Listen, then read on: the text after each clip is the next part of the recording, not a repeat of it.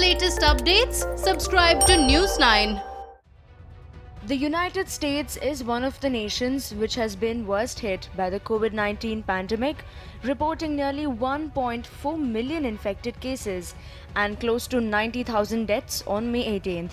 Among these numbers, New York has reported the highest number with close to 28,000 deaths.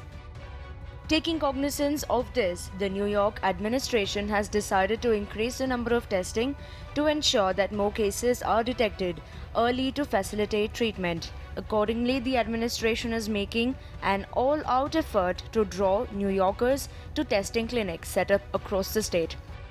In an effort to give this campaign a boost, New York Governor Andrew Cuomo personally underwent a COVID-19 test during one of his televised briefings.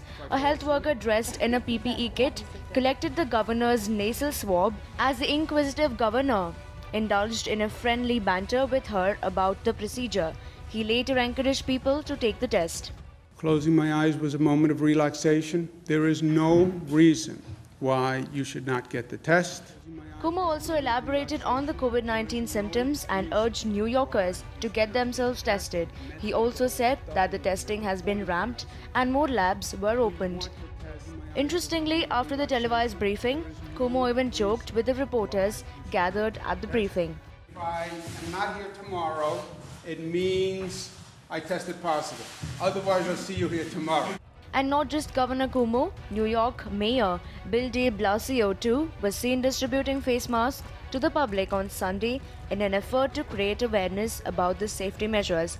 The mayor visited the parks and handed out masks. He also interacted with the citizens.